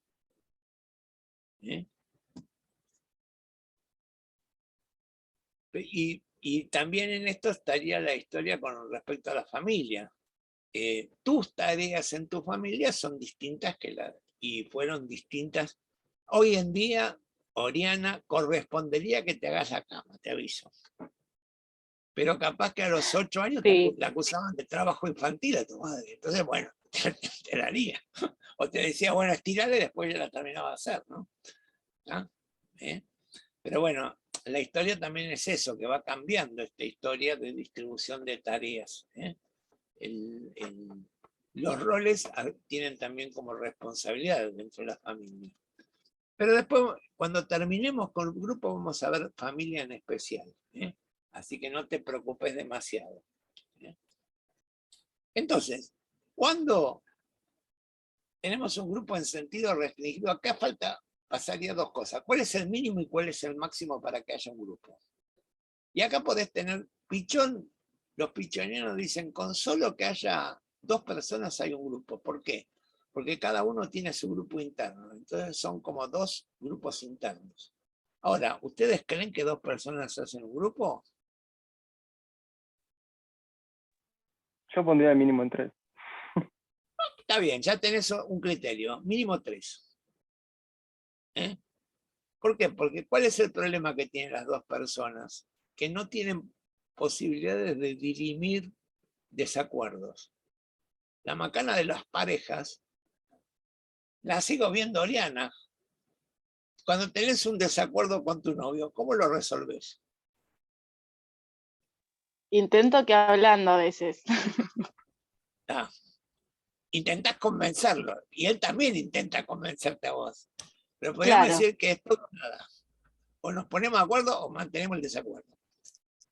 En cambio, si fueran 3, habría un mecanismo de acuerdo, porque empieza a predominar la mayoría. Y si hay 2 que se ponen de acuerdo, ya no hace falta que se pongan los 3. Y hay ganas otros por que multitud. dicen, sí, Matías, vos fuiste el que dijiste yo pensaría 3. Sí, no, decía que ganas por multitud. No es por multitud.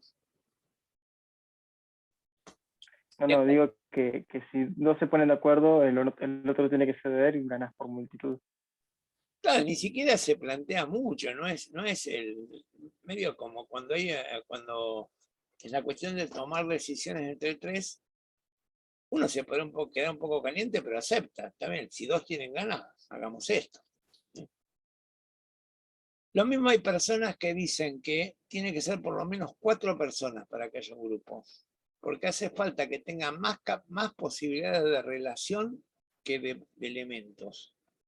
Si hay 4 personas, existe la posibilidad de casi 10 interacciones. Y solamente son 4 elementos. Acá estoy jugando matemáticas y creo que no tengo ninguna filmina para mostrarles esto. No. Entonces voy a tener que dejar en medio. Pero, por ejemplo, si... A ver, ¿ustedes ven lo que yo pongo acá? Ahora les voy a mostrar. Algunos de ustedes están con celular, ¿no? Sí, profe, yo estoy con el celular, pero por lo menos lo veo. Pero ves, cuando desplegué esta figura, ¿ves más de 2 compañeros? ¿Ves 4? Veo la filmina y lo veo a usted. Solamente a mí. No, por entonces quiere decir que yo no todos podemos poner la cantidad de personas que vemos en más o en menos. Yo creí que si yo lo ponía lo veían, pero ustedes ven la cantidad de personas que ustedes ponen para verlo. No, quería hacer un ejemplo viendo las interacciones entre 4 personas, pero no sé cómo hacerlo. Lo vamos a dejar, no es vital como diferencia, pero la idea es que sobre el mínimo tenemos dudas. Algunos dicen, si ya hay 2, ya es un grupo. Yo no creo que haya un grupo con 2. Una pareja es todo lo contrario a un grupo. Por eso las dificultades, si uno quiere ser psicólogo de pareja, yo creo que no hay trabajo más difícil que ser psicólogo de pareja. Entonces, si no es un grupo, ¿qué es? Es una pareja. Claro. Pero no tiene un funcionamiento grupal. Pero yo te lo diría lo siguiente. A ver, vamos a acordar yo te cuento que si yo me pensara a mí mismo, si hay algo en lo que fui malo fue como terapeuta de pareja. Cuando tuve una pareja grande, la verdad que no tenía la menor idea de lo que hacer y no me salían muy bien las cosas que me proponía. Traté de estudiar muchas metodologías de tratar pareja, pero no sé si tuve alguna vez mucho éxito que digamos. Y es un tema complicado, no hay cosa más difícil que tratar que una pareja. Pero bueno, lo que quiero decir lo mismo, que es distinto que tratar una familia. Y tratando una familia, por ahí tenés que tener una entrevista de pareja. Porque si los sistemas no funcionan bien, si la pareja no mantiene bien los límites, la familia está complicada. Si la pareja no cierra la puerta de vez en cuando, no hay familia tampoco. Para todos los que, yo ya les hice ese juego, esa pequeña visualización que les hago hacer, a veces diciéndoles, a ver, imagínense una relación sexual entre sus padres. ¿Les dije esto ya? Ya les produje el trauma, ya los provoqué. Sí, profe, ya lo hizo. Bueno, Ya lo hizo. ¿pero por qué? Pero de alguna manera, vamos a acordar también que si fuéramos a las particularidades, algunos de los padres cerraban las puertas y otros no.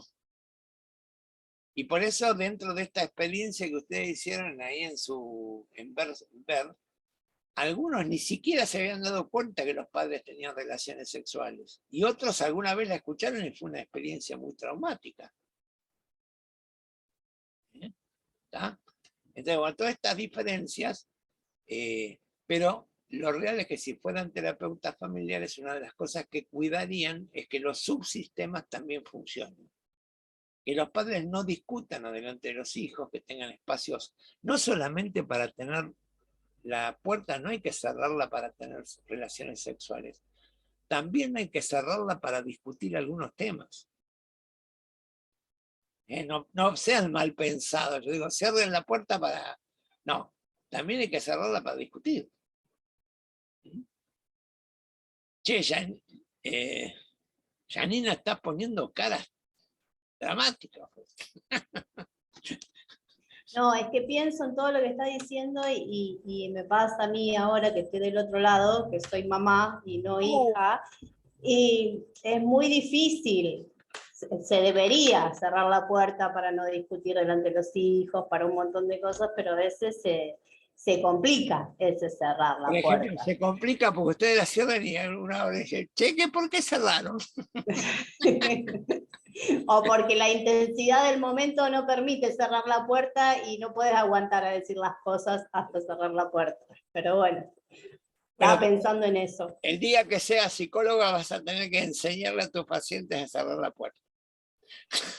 Haz lo que yo digo y no lo que Y yo no hago. lo que yo hago, exactamente. Vos tenés que decirle, haz lo que yo digo, no lo que yo hago. Bueno, el pelo. No, bueno, pero me fui un poco, pero porque te vi la cara, que estabas ahí muy, muy metida en... ¿tá? Pero bueno, el grupo, voy a ir a esto, creo que después, capaz que después de esto, porque no me fijé ni la hora. ¿Alguno me cuenta que hora estamos? 9 menos 20. Estamos más o menos, sí, ya tendríamos que ir buscándole un cierre, se le voy a buscar un cierre. La palabra grupo es una palabra que usamos muy cotidianamente. O sea, también el problema que tenemos en psicología social, que los conceptos que tenemos que ver son de muy uso cotidiano. Vamos a ver comunicación, vamos a ver palabras que usa familia. Usamos cotidianamente palabras, pero no como conceptos, las usamos vulgarmente. Y ahora nosotros tenemos que tratar de desarrollar un concepto de estas palabras que son vulgares, para que nos sirvan para operar, que sean herramientas cuando operemos. Y la idea sería la siguiente, que la palabra grupo es una palabra de toda la vida o es una palabra relativamente nueva en la historia. Y entonces una de las cosas que tenemos que pensar es que la palabra grupo tiene pocos años en la historia. Acá les cuento que yo en algunos aspectos soy del siglo XX y ya estamos en el XXI, podemos decir que hace 500 o 600 años que está esta palabra. Pero no es de toda la vida. ¿Por qué no es de toda la vida? Porque la palabra grupo surgió de la pintura. Los pintores renacentistas, claro, le llamaban a un tipo de pinturas que ellos hacían, le llamaban grupo. Y de esa palabra de los pintores se extendió al uso de la vida cotidiana. Era una pintura de un conjunto humano, pero dentro de las pinturas de conjuntos humanos había una diferencia. Algunos grupos humanos estaban marcados en interacción y otros... Vamos a acordar una cosa, cuando uno ve una imagen del Renacimiento, la pintura más que una interacción parece una foto.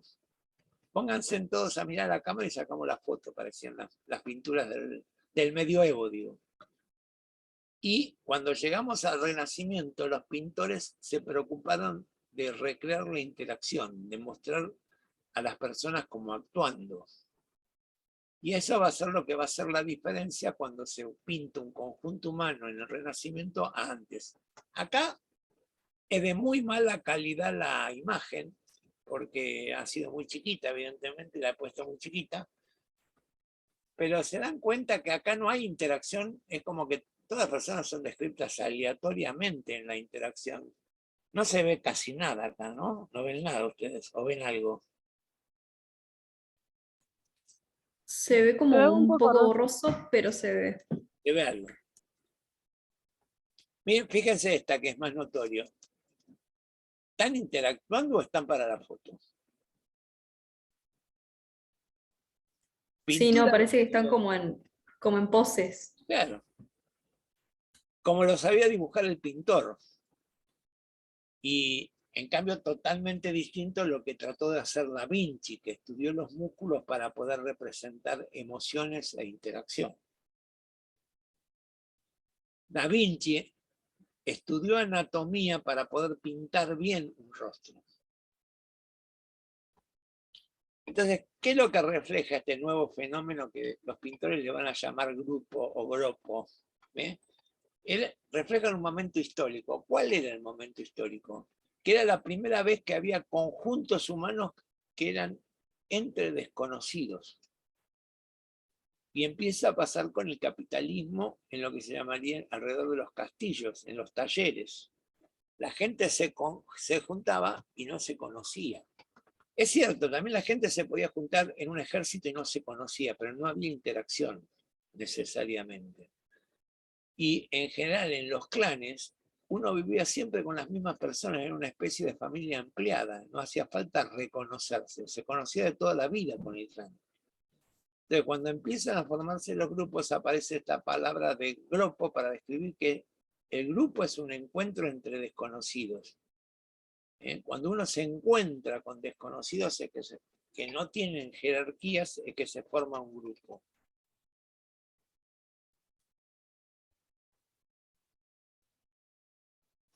Mucho más cuando empiezan a aparecer también la educación, porque ¿cómo era la educación antes en el medioevo?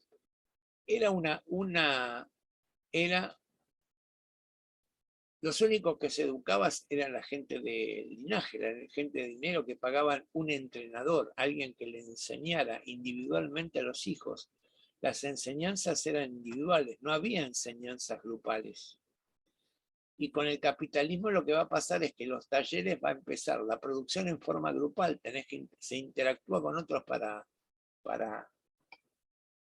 hacer, porque ya no es el artesano que hace toda la sandalia. Uno le hace la suela, el otro le hace esto, el otro le hace, y se juntan y la arman juntos, y entonces empieza a haber una interacción. Pero también la necesidad tecnológica hace que empiece a necesitarse el conocimiento. ¿Cuál es la primera escuela que se va a desarrollar? La universidad. Primero van a desarrollarse las universidades, después van a venir los colegios y las escuelas. Y estas escuelas y estos colegios serán encuentros entre desconocidos. Había que aprender más y mejor. Antes era alfarero.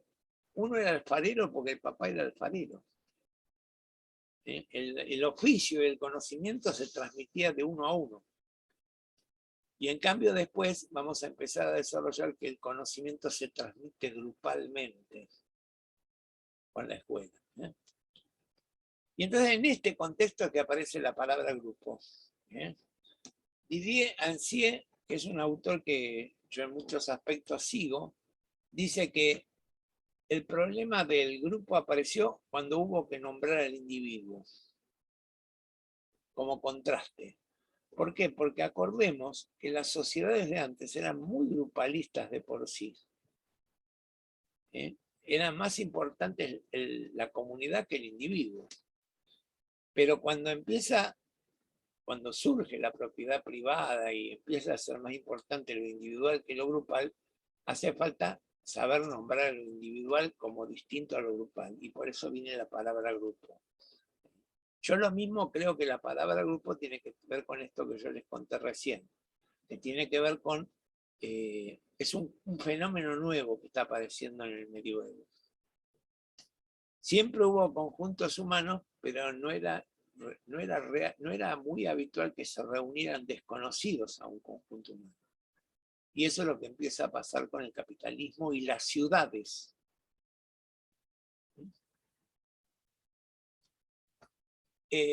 Bueno, acá también aparece una cosa que dice, hay conceptos que son descriptivos y conceptos que son dinámicos.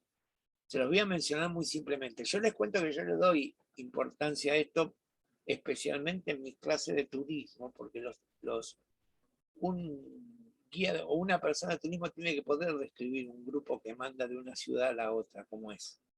Y tiene que tener algunos conceptos descriptivos. Pero ustedes también tienen que aprender. Pero, por ejemplo, ¿qué es lo que hace el concepto descriptivo? El tamaño del grupo, si es primario o secundario, si es abierto o cerrado, si es formal e informal, si es de pertenencia o de referencia, si es por adquisición o adscripción. ¿Qué les parece? Todo está en uno fácil, ¿no? Quedó claro todo. Tamaño sí. Vamos a acordar, ¿hay grupos grandes y tienen funcionamiento grupal? Sí, alguna vez alguien me preguntó, ¿se puede coordinar un grupo grande? Sí, yo te dije, en ciertas cosas sí, yo puedo coordinar una asamblea, Y una asamblea tiene por lo menos 60 o 70 miembros. Lo que no me tengo que olvidar, que no hay una representación interna de los integrantes, pero sí puede haber una representación de subgrupos. Yo sé que cuando habla tal, habla más o menos por un conjunto de personas que representan. Y entonces puedo llegar a coordinar. Pero el grupo grande es distinto al grupo pequeño. Y el tamaño, lo mismo el grupo pequeño, el microgrupo, que es muy lindo para tener de amigos. Nosotros nos encantan los microgrupos, porque son ese grupo de 4 o 5 amigas o amigos, pero no son la mayoría del tamaño de los grupos que nosotros tenemos que estar y convivir. El único grupo pequeño que sirve es el de los amigos. La mayoría de los grupos con los cuales trabajamos son un poco más grandes, son por lo menos llegan hasta, puede ser de 8 a 15 personas más o menos, ¿no? Pero el tamaño influye y hay que tener estrategias para coordinar un grupo o el otro.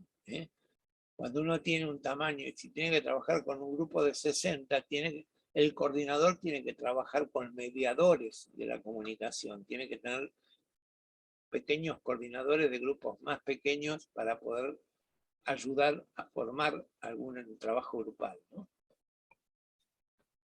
Primario y secundario, ¿saben qué quiere decir?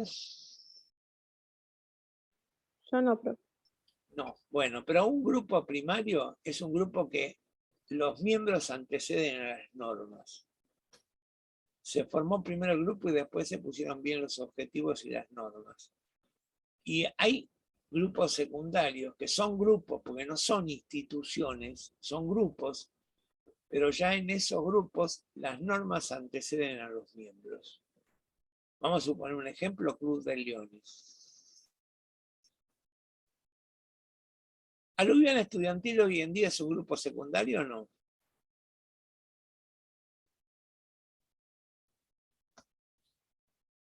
A ver, ¿alguno de ustedes participó en Boy Scout? Hoy en día no se habla más de Boy, porque eso era muy machista. Son Scouts hoy en día, ¿no? Sí, o exploradores. O exploradores. Bueno, ¿y ahí cómo sería? ¿Es un grupo o es una institución? Es un grupo secundario, porque hay ritos, hay valores, hay normas que están escritas antes de que entres. ¿Participás en Scout? No sé quién fue el que habló, pero Yo, profe, Matías Sosa, participaba en Exploradores. al pelo. Ahora tendrías que ir a ser coordinador, por eso no vas. Vos eras usuario. Le pegaste en el clavo. En el clavo. Ahora Sí, tendrías sí. que ir a trabajar, querido, a devolver. Claro. Bueno, no, bueno, pero la idea sería que, a ver, un ejemplo, le podemos contar a tus compañeros que toda reunión de Scout se empieza por izar la bandera argentina y la del grupo. Sí. Eso es un rito, que es parte de la iniciación. Y también ahí en eso se hace una ceremonia en la cual se comparten algunas cosas, informaciones, qué vamos a hacer. Y también va a haber un grupo de cierre, ¿no? Sí, sí. ¿Está? Bueno, estos son ritos que vos los tenés aprendidos, no sé si los tuviste que pensar, pero están aprendidos, pero están hechos antes que vos entraras. Por ahí con el tiempo se van modificando, pero no es, la idea es que ya están establecidos. En cambio, si vos haces un grupo con los compañeros y la regla es no llegar tarde, Primero se hizo el grupo. la regla se estableció con el funcionamiento del grupo, ¿no? Claro. No estaba previo a que vos llegaras. Entonces, los grupos primarios, las reglas se forman con el uso, y en los secundarios hay reglas y valores establecidos antes de integrarme. Un grupo abierto y cerrado sería un poco la mafia, los grupos cerrados serían la mafia, porque si no tenés salida, si no hay entrada no habría grupo directamente, pero lo que en todo caso con los grupos cerrados lo que no permiten es la salida y dificultan la entrada. El grupo que la compañera que estaba diciendo que tenía el grupo que no quería, a ver, podríamos decir, la dificultad de los grupos chiquititos, estos de amigos, a veces son muy íntimos porque no dejan entrar a nadie. Cuando una de las compañeras dice, voy a llevar a mi amiga que vino de Tailandia a visitarme, y la destrozan, ¿cómo va a traer nuevos miembros? No tienen que entrar nuevos miembros, ¿no? Los grupos son abiertos o cerrados, y esto es una cualidad que hay que describirla y hay que tenerla en cuenta como coordinador. Un grupo demasiado abierto es malo y un grupo demasiado cerrado también. Nadie invita a alguien a la casa y lo lleva al dormitorio a ver qué tal, qué blandita es mi cama en el primer día que entra a la casa. Hay reglas, primero entras al living. Después, en todo caso, conoces la cocina y por ahí en algún momento entras al dormitorio y ves cómo es. Hay reglas para entrar en los grupos. Formal e informal, grupos formales, por ejemplo, el consejo directivo, porque tiene normas escritas para funcionar. Por ejemplo, cualquiera puede ir a hablar en cualquier momento, no. Si vos querés ir a hablar, tenés que buscar un consejero que te habilite, te dé la palabra. Hay reglas escritas, formales para poder funcionar. Se vota, el tema tiene que estar en el temario desde antes, etcétera, etcétera. Esos son los grupos formales. Los grupos informales son los grupos de amigos, no hay reglas. Pertenencia y referencia, este puede ser complicado, pero tiene que ver con este autor que les mencioné hoy, Robert Merton. Hay grupos, pertenencia son todos los grupos reales, mi grupo de amigos, mi curso del secundario, y de referencia es un grupo virtual. Hay conceptos que son conceptos, por ejemplo, la idea de comunicación de masa. ¿La masa está alguna vez reunida?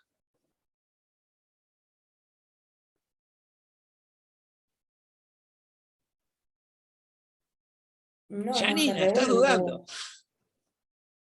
¿Alguna vez se reúne la masa? ¿Un partido de fútbol es un evento de masas? Sí. No. Es que Janina, no. El concepto de masas son personas que comparten los mismos estímulos, pero no están reunidas nunca.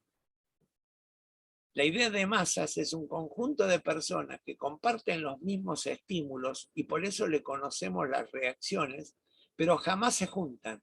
Y esta sería la diferencia.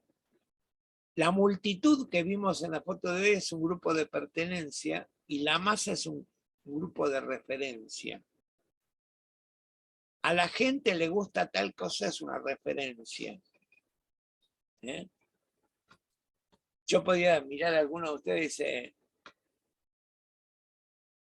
no la veo a Camila, pero si la viera a Camila Rivera, podría decirle, Camila, ¿vos pertenecés a alguna iglesia? Entonces Camila, no sé si me va a contestar Camila, ¿pertenecés a alguna iglesia? No, no ninguna. Está bien. Y la tengo abajo a Morena. ¿Pertenecés a alguna iglesia, Morena? No, profe. Tampoco. Bueno. Pero sería más fácil que si perteneciera a una iglesia, decía, pues entonces no estás de acuerdo con el aborto. Porque la idea sería que esa referencia de pertenecer de tener una referencia, o sea, yo pertenezco a tal iglesia, me condiciona mis conductas, no me permite hacer cualquier cosa. Hoy la cargaba a una de las compañías cuando diciendo, che, vos no te vas a poder dar el lujo de pegarle coscorrones a tu hija cuando sea media, porque vas a ser psicóloga. Entonces, ¿qué psicóloga le pega coscorrones a la hija? Vamos a acordar que no le preguntamos a Danina por las dudas. Porque ella dijo, ya soy madre. Lo vamos a dejar ahí, Danina, no hablamos más. Bueno, y la última por adscripción o adquisición. ¿Y esta qué les parece? Una de las. Esa no la habían escuchado nunca. No, Adscripción es una condición que te viene, que no la podés cambiar, que la tenés y la tenés. En su momento, adscripción podía haber sido ser judío, también podía haber sido ser negro. En su momento, adscripción era ser mujer u hombre. Hoy en día esta ascripción está temperada, ya no es tan fuerte como antes, ¿no? Y adquisición es lo que vos podés lograr, por ejemplo, ser psicóloga. Pero en esto que antes de ser una adquisición, ser mujer, ahora puede ser, mejor dicho, antes era una ascripción, ser mujer, hoy en día podría ser una adquisición. Me volví mujer. Lo que no podemos cambiar hoy en día es la generación, es una ascripción a la generación. ¿Eh? Yo no voy a poder disimular mis 70 años, ya está. ¿Eh? Y esto me condiciona. ¿Queda claro la idea de asunción y adjudicación?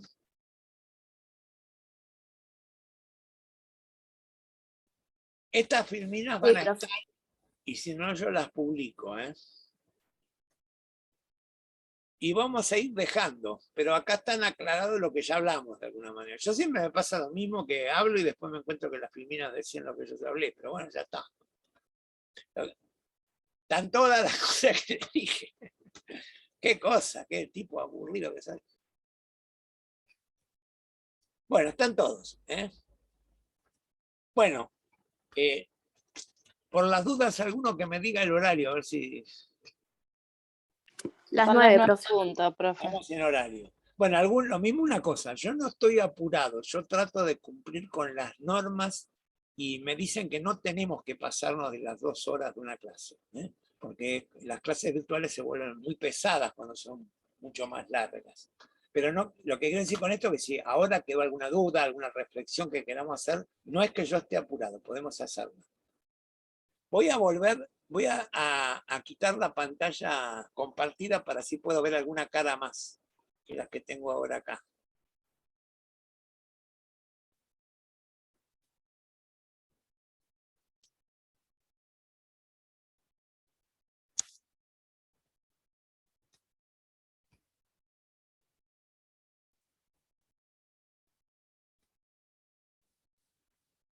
Bueno, ¿alguna reflexión?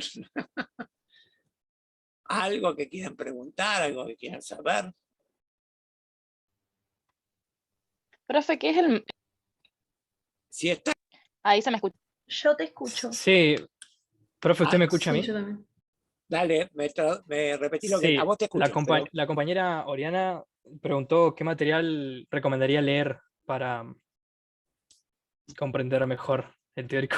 Para que ahora que nos metimos con el tema grupos. Bueno, les cuento una cosa. ¿Se acuerdan que les dije que la ficha didáctica de una escuela dedicada a la formación de psicólogos sociales, dije que lo íbamos a usar para la unidad 0, pero también para grupo? O sea que por eso está en las dos bibliografías.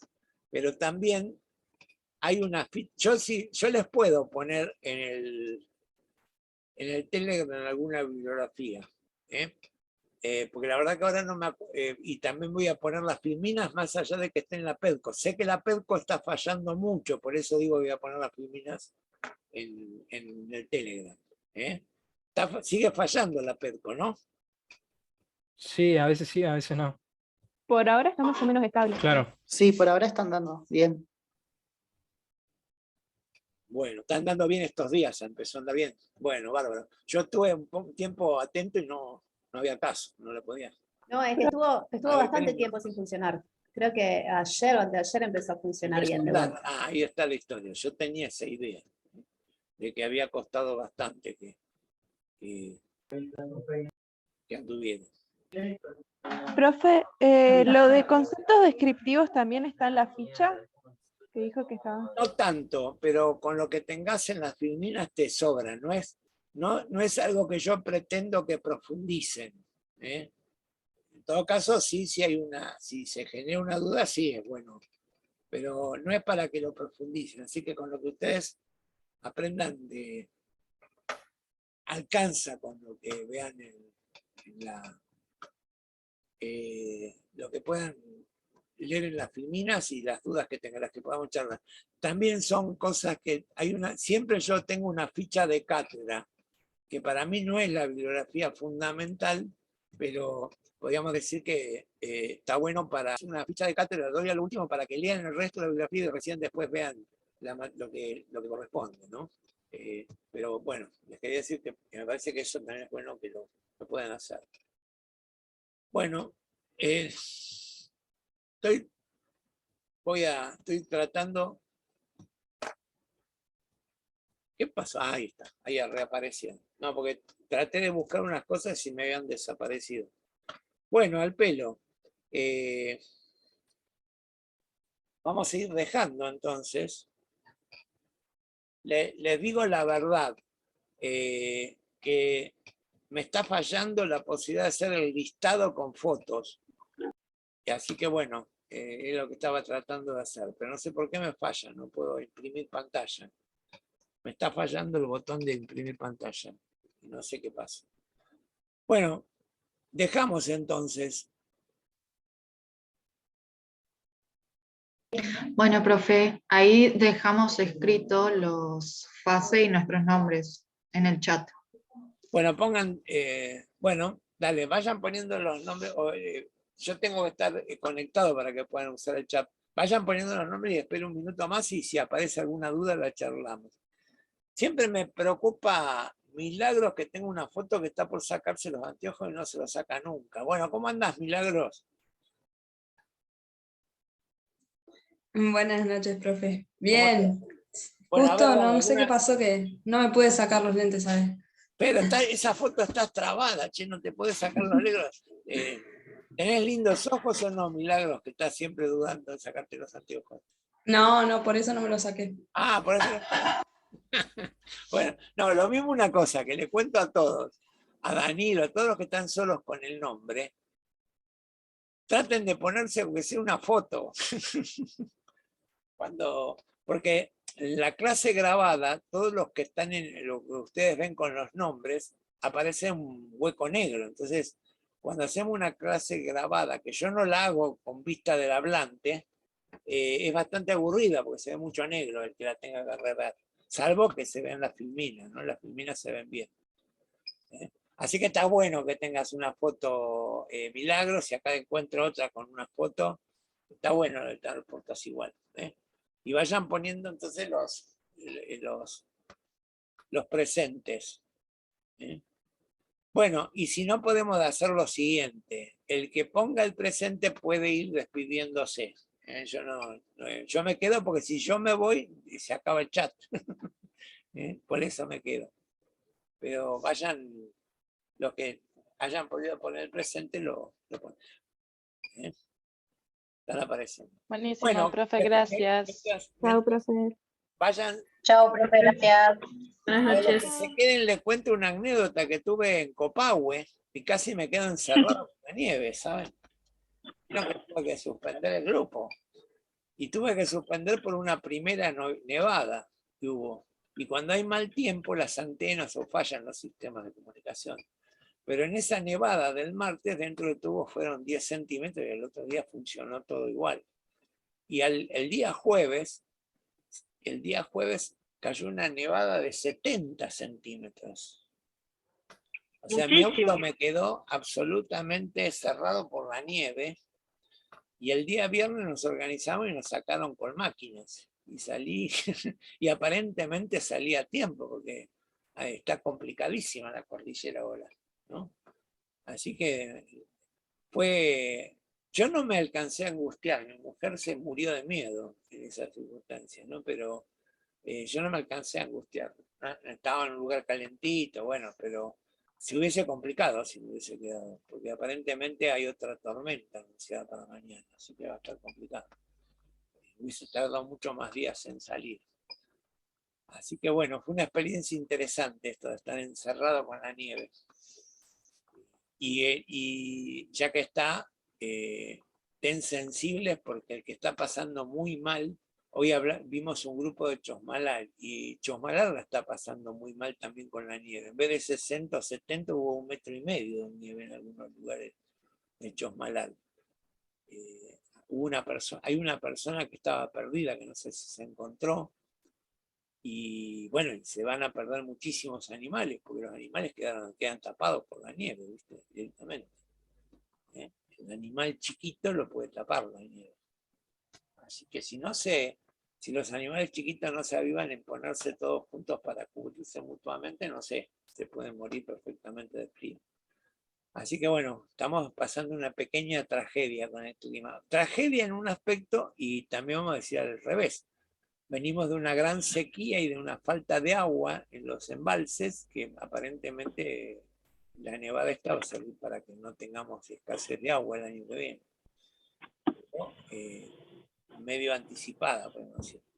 Os lo dejo con una preocupación, por si tienen alguna forma si alguno tiene alguna persona en esa zona, traten de preguntar cómo están las cosas y ver si se puede hacer algo. Bueno, los dejo. ¿Están casi todos anotados? ¿Siguen agregando? Hasta luego. Estamos todos anotados. Chao, profe. Bueno, bárbaro. Chau, Luego, profe. Chau, hasta la próxima. Chau, profe, cuídese. Gracias. Chao, profe, gracias.